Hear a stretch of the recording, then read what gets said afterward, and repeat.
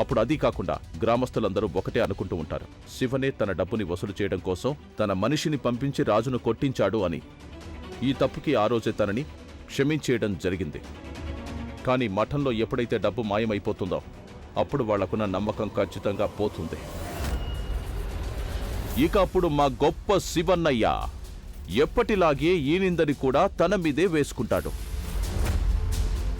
ప్రజలాయన్ని మెడపట్టుకుని మరీ మఠం నుంచి బయటికి పంపించేస్తాను. అప్పుడు నేనే అవుతాను మఠాధ్యక్షుణ్ణి.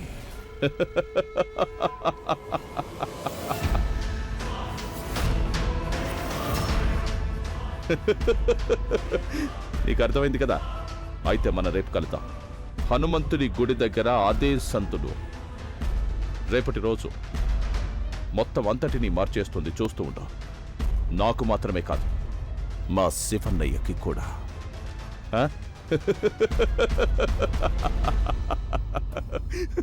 ఏ తమ్ముడు కోసమైతే శివ తన ప్రాణాలు ఇవ్వడానికి సిద్ధంగా ఉన్నారో ఆ తమ్ముడు శివ గురించి ఇంత దారుణంగా ఆలోచిస్తున్నాడా? శివకి విషయం తెలుసా?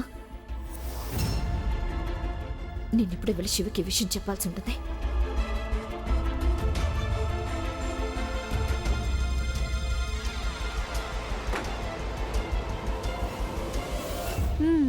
యాత్రలకు బృందావనము. జ్యోతి, శివ ఎక్కడున్నారు? శివబాబు గారు ఆయన మఠానికి వెళ్ళారు. అది శివరాత్రి రోజు వస్తుంది కదా, ఆయనకి బోల్డెన్ పనులు ఉంటాయి. రాత్రి అయిపోతుంది ఆయన రావడానికి. ఇంతకీ మీకేమైనా పని ఉందా ఆయనతో? సరే, ఇప్పుడేం చేయాలి? ఈ ఒక్కరోజే ఉంది.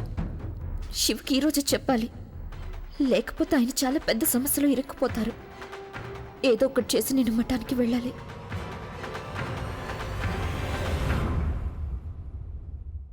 టిఫిన్ ఇచ్చే వంకతో నేను మఠానికి వెళ్తాను. ఈరోజు శివకి మొత్తం చెప్తాను. ఓహో, చూసుకుని వెళ్ళొచ్చు కదా గంగా. ఈ బాక్స్ ఎవరి కోసం తీసుకెళ్తున్నావు? అది శివ కోసం. ఆయన తన టిఫిన్ తీసుకెళ్లకుండా వెళ్లారు కదా, అందుకని. అలాగా. అమ్మా గంగా, ఈ డబ్బా శివబాబు కోసమా? కానీ భోజనం డబ్బా నేను తనకిచ్చి పంపించాను.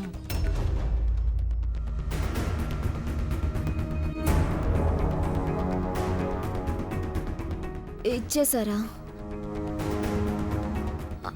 అలాగా, నాకు తెలియదు కదా అమ్మా.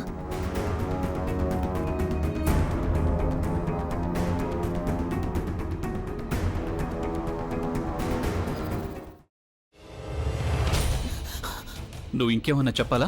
ఇంకేమన్నా అబద్ధం చెప్పాలనుకుంటే చెప్పేయి. నేను చూడాలనుకుంటున్నాను నన్ను మోసం చేయడానికి నువ్వు ఎంత నీచానికి దిగజారగలవు అని.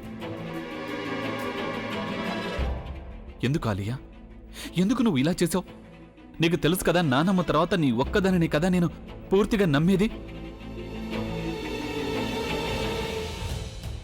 ఏమన్నావు నువ్వు? ఈ మధ్య అన్నిటినీ మర్చిపోతున్నావా? అది చాలు.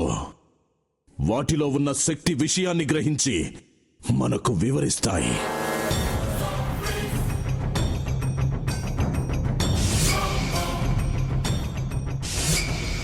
ఎవరు ఆ దండ విప్పొద్దు, గది తలుపులు తెరవద్దు.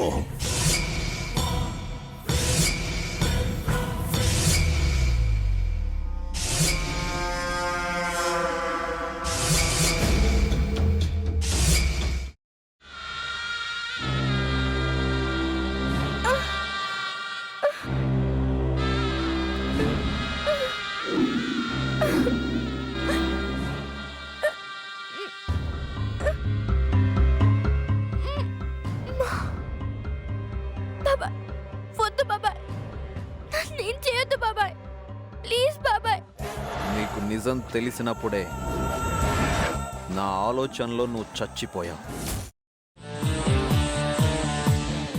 ప్లీజ్ కొంచెం తినండి. ప్లీజ్. భీమారావు గారు, మీరా? ఇగో మీరా కాదు, సక్కుబాయ్. అవును, మీ పనామే లేచిపోయిందని చెప్పి కంప్లైంట్ ఇచ్చినావు కదా. రేయ్, ఆయన కంప్లైంట్ ఇచ్చింది లేచిపోయిందని కాదు, కనిపించడం లేదు అని. అట్లానా? సరే మేడం. ఇడియట్. ఆ వంట మనిషి పేరేంటన్నారు? రత్తాలు మేడం. ఏం పెద్ద మంచి నీ వంట మంచిని కూడా మేడం అని పిలుస్తావా?